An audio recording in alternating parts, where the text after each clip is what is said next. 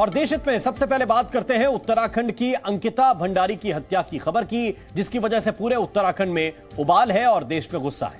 19 साल की अंकिता की मौत के कई रहस्य अभी उनके हुए। हालांकि इस वक्त की बड़ी खबर यह है कि आरोपियों ने अंकिता भंडारी पर गलत काम करने का दबाव डाला था और इस बात के सबूत जी न्यूज के पास मौजूद हैं। खबर यह है कि रिजॉर्ट में अंकिता पर दबाव डाला गया। हत्या वाली रात आरोपियों का अंकिता के साथ झगड़ा भी हुआ। अंकिता ने स्टाफ से खुद को बचाने के लिए कहा था।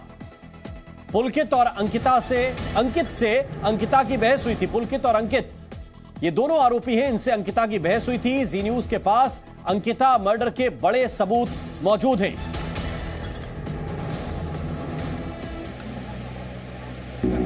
ये तस्वीरें हम आपको दिखा रहे हैं। आज सुबह अंकिता का शव नहर से बरामद किया गया। आरोपियों ने पुलिस पूछताछ में बताया था कि चिल्ला नहर में उन्होंने फेंक दिया था, अंकिता को धक्का दे दिया था, जिसके बाद एक रेस्क्यू टीम पहुंची। एसडीआरएफ की टीम ने अंकिता का शव बरामद किया। और चलिए अब हम आपको अंकिता भंडारी के साथ हुए अन्याय के 4 सबूत दिखाते हैं कि किस तरह से अंकिता को रिजॉर्ट में पुलकित और उसके दोस्तों ने परेशान किया और गलत काम करने के लिए मजबूर करने की कोशिश की।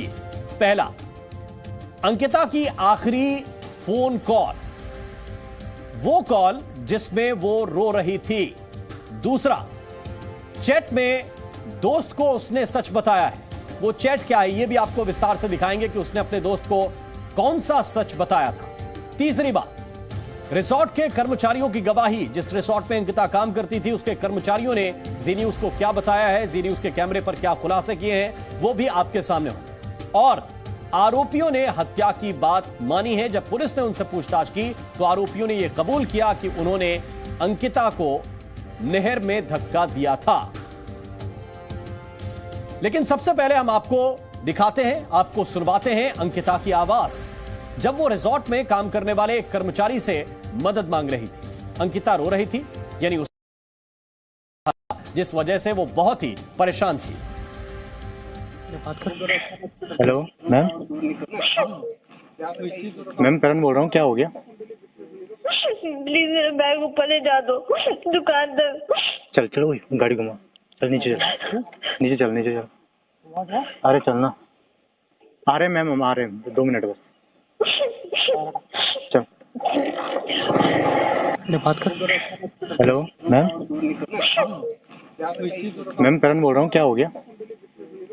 प्लीज मेरा बैग ऊपर ले जा दो दुकान तक। चलो गाड़ी घुमा, चल नीचे चल।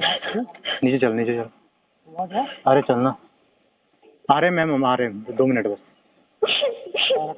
चल बात कर। हेलो मैम, करण बोल रहा हूँ, क्या हो गया?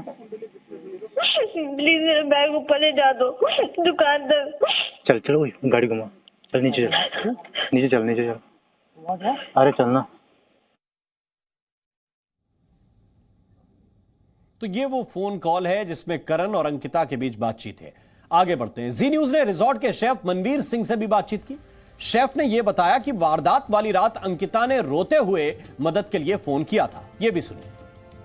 अंकिता हत्याकांड में अहम कड़ी मनवीर सिंह चौहान, जो उस रिजॉर्ट का शेफ भी था और घटना वाले दिन वहीं पर मौजूद था। और आखिरी बार अंकिता की बात हुई थी 6:30 बजे शाम को। अंकिता को इसने देखा था। मनवीर, आखिरी बार अंकिता को कब देखा था? कोई 3-4 बजे के करीब देखा था मैंने अंकिता जी को, बस उसके बाद नहीं देख पाया। क्या बात हुई थी?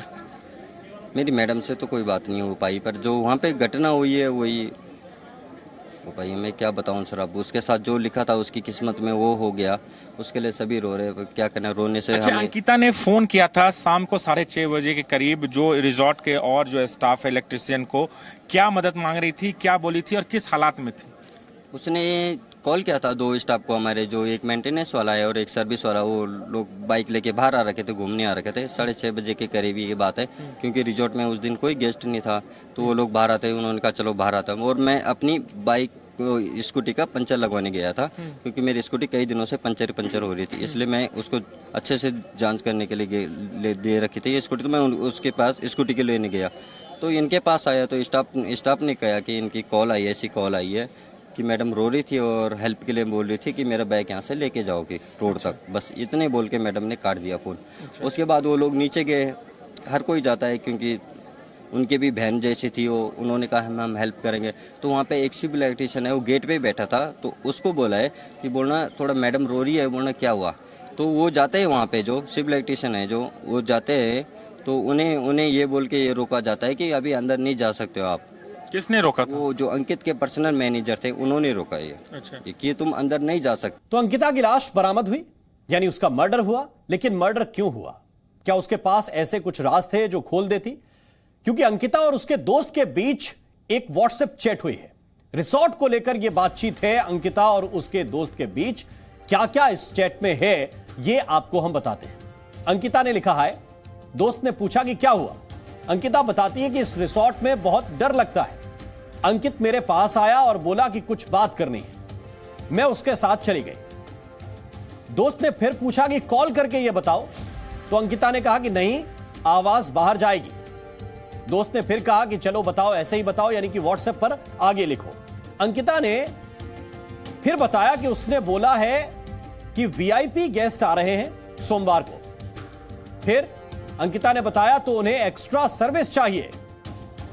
दोस्त ने कहा अच्छा। अंकिता बोली मैंने बोला कि हां मैं क्या कर सकती हूं इसमें। तो बोला कि जैसे तुम शाम को बोल रही थी कि स्पा वगैरह करोगी या सोच रही थी, तो मैंने उसको बोला कि भाई तू क्या बेवकूफ है, एक्स्ट्रा सर्विस चाहिए। और स्पा की बात ये आखिर कहां से ला रहा है, ये अंकिता ने अपने दोस्त को बताया।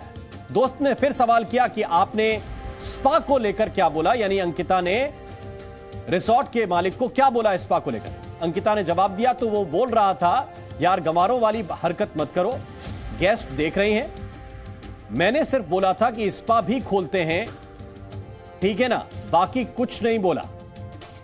फिर सुनो पूरा, उसने बोला कि मैंने ये थोड़ी ना बोला कि आप करो, मैं तो ये बोल रहा हूं कि कोई लड़की होगी तुम्हारी नजर में, क्योंकि वो 10,000 रुपए दे रहा है। दोस्त ने कहा कि नहीं, ये बोल दो कि मैं शरीफ लड़की हूं और ऐसे काम मैं नहीं कर सकती। तो अंकिता ने बताया कि हां मैंने यही बोला है, मैंने बोला कि भाई तू क्या सोचता है, मैं गरीब हूं तो ये 10,000 रुपए में क्या बिक जाऊं। दोस्त ने कहा कि ये लोग उस लड़की के साथ क्या करेंगे ये पता नहीं है, इसका क्या पता। अंकिता ने जवाब दिया कि तुम्हारे इस रिसोर्ट के लिए उसने बोला अबे तू पागल है क्या, मैंने तुझे थोड़ी बोला है, लेकिन मैं जानती हूं कि ये लोगों ने जानबूझकर मुझसे ये बात कही है ताकि मैं मान जाऊं। दोस्त ने कहा कि हां मुझको ये बात पता है। अंकिता ने फिर कहा कि एक्स्ट्रा सर्विस का मतलब है, इसके आगे की बात हम आपको नहीं पढ़ा सकते। फिर दोस्त ने जवाब दिया कि हां मुझे पता है कि एक्स्ट्रा सर्विस का मतलब क्या होता है। अंकिता ने कहा कि इस आर्यन ने सौरभ को भी रूम में बुला लिया, यानी दो और कैरेक्टर आर्यन और सौरभ रूम में बुला लिया और उससे पता नहीं किस तरह की बातें की, 1 घंटे तक वो बातें करता रहा। दोस्त ने फिर कहा कि उसको बता दो कि ऐसे ऑफर आज के बाद लाना भी मत। अंकिता ने कहा कि अरे वो अब मुझसे ढंग से बात नहीं कर रहा है। दोस्त ने कहा तो फिर कल पूछ लेना। अंकिता ने कहा कि अरे तुमको पता है, ये बात होने के बाद उसने बोला कि सर को मत बताना, लेकिन मुझे यह भी पता है कि आर्यन को सब पता है, इन तीनों ने जानबूझकर मुझसे बोला है ताकि मैं हां बोल दूं इनके 10,000 रुपए के लिए, यानी इनके पैसों के लिए। दोस्त ने कहा कि हां, सीधे कोई किसी को नहीं बोलता है, लगता है इनको अभी अच्छे से समझ नहीं आया है। अंकिता ने कहा हां ऐसा ही लग रहा है। दोस्त ने फिर कहा कि अंकित को बुलाकर अच्छे से झाड़ दो, यानी कि अंकित को टाइट होकर बोल दो। अंकिता ने जवाब दिया कि अरे छोड़ दो, इसके साथ ज्यादा बोलना बेकार है, यानी कि इसके साथ मुंह नहीं लगा जा सकता। अब इसकी जो अगली चैट है उसको भी आपको जानना चाहिए। इसके अगले चैट में अंकिता अपने दोस्त से अपना दर्द बयां करती है। चैट क्या है उसको अच्छे से समझा दो कि ऐसे ऑफर दोबारा ना लाए। अंकिता ने कहा कि मैं ऐसा बोला तो फिर मैं काम नहीं करूंगी, ये बहुत ही गंदा होटल है, मुझको डैश बनाने पर तुले हुए हैं। इसके बाद जब अंकिता का जबरन शोषण किया जाता है तो इसको लेकर भी अंकिता अपने दोस्त को यह बात बताती है। तो एक और जो है बात बताती है, और चलिए अब आपको सुनवाते हैं कि आखिरकार जिस दिन अंकिता का मर्डर किया उस दिन रिसोर्ट में क्या क्या हुआ था। खुद रिसोर्ट के कर्मचारी की जुबानी सुनिए किस तरह उस दिन अंकिता बहुत ही परेशान थी, रो रही थी और आरोपी बाइक में बिठाकर उसको बाहर ले गए थे। मैम के रूम में थे वो बोले मतलब कि मैम तो रो रही थी, अब वो गुस्से में थे एकदम। फिर मैं बाहर गेस्ट आए, उनका सामान वामान निकाला मेरे भाई। कितने बजे की बात है? शाम को 5:30 से 6 तक के बाद। ये कब की बात है? परसों, उसी टाइम की है। तो कितने बजे तक था रूम में? वो तो पता नहीं कब से थे रूम में। आधा घंटा तो मेरे सामने थे। फिर उसके बाद मैं और मेरा भाई जैसे ऊपर हो गए ना, तो मेरा भाई अंदर से बैग रख के आ रहा था। मैं जैसे बाहर निकला, मैम फोन पे चिल्ला रही थी मेरी हेल्प करो, मेरी हेल्प करो, मेरी हेल्प करो। सर ने मुंह भींचा और जो भी मतलब कि छीना सकते मुंह भींच रहे थे जो भी, और ड्राइवर साहब भी थे वहाँ पर, तो उनको अंदर ले गए वो। और हमने इस चैट और सबूत को लेकर उत्तराखंड के मुख्यमंत्री से भी खास बातचीत की। सुनिए उनका जवाब क्या था। एक ये बड़ा प्रश्न खड़ा हो रहा है कि क्या रिजॉर्ट के अंदर इस तरह की गतिविधियां चल रही थी कि बच्ची को बाध्य किया जा रहा था कि वो गलत काम करे, क्योंकि कुछ व्हाट्सएप के चैट भी वायरल हो रहे हैं मुख्यमंत्री जी, और इस संदर्भ में क्या कार्रवाई आप लोग कर रहे हैं? देखिए, जो आपकी शंका है, आपने एक प्रश्न पहले किया था कि कुछ लोग कह रहे हैं कि ध्वस्तीकरण की प्रक्रिया पूरी नहीं की है। हम पूरी ध्वस्तीकरण की प्रक्रिया करते, लेकिन बीच में यह भी बात आई थी कि रिजॉर्ट के अंदर की भी पूरी फॉरेंसिक जांच होनी चाहिए। इसलिए हमने कहा कि पहले वहाँ पर फॉरेंसिक जांच हो जाए, उसको सील कर दिया जाएगा। सील कर दिया गया है, इसलिए सारे साक्ष्य, सारी चीज़ें उसमें से किसी तरह से समाप्त न हो और किन किन का उसमें इन्वॉल्वमेंट हो पूरी तरह से बाहर आए। उसी के लिए इस SIT का गठन किया है।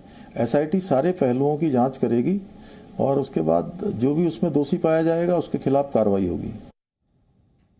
तो कुल मिलाकर अंकिता मर्डर केस में अभी भी ऐसे कई सवाल हैं जिनके जवाब मिलने बाकी हैं, लेकिन उत्तराखंड के लोग इस हत्याकांड के बाद उबल रहे हैं। आरोपियों के लिए फांसी की मांग की जा रही है।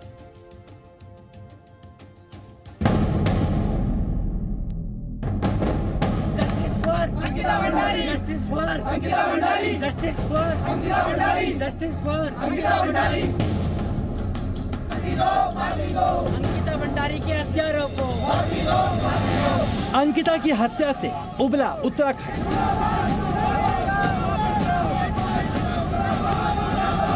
बेटी की हत्या पर गुस्से की आग।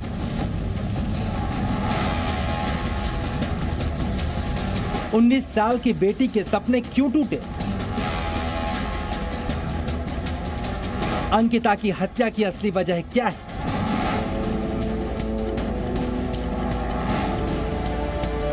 हत्यारों के लिए फांसी मांगे उत्तराखंड। अंकिता भंडारी के हत्यारों को फांसी दो, फांसी दो। 19 साल की बेटी अंकिता भंडारी, जिसके सपनों को अभी उड़ान भरनी थी, हत्यारों ने उसे डुबोकर मार डाला।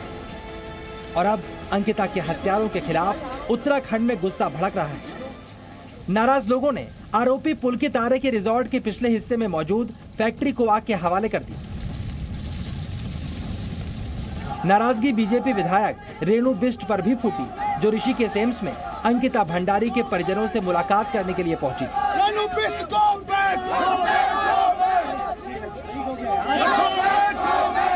लोगों ने गो बैक के नारे लगाए और विधायक की कार का शीशा फोड़ दिया।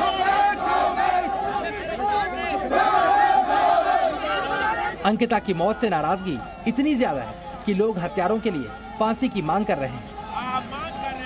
आरोपी को फांसी की सजा दे तमाम लोग। इससे पहले लोगों ने आरोपी पुलकित आर्य और उसकी साथियों की पिटाई भी कर दी।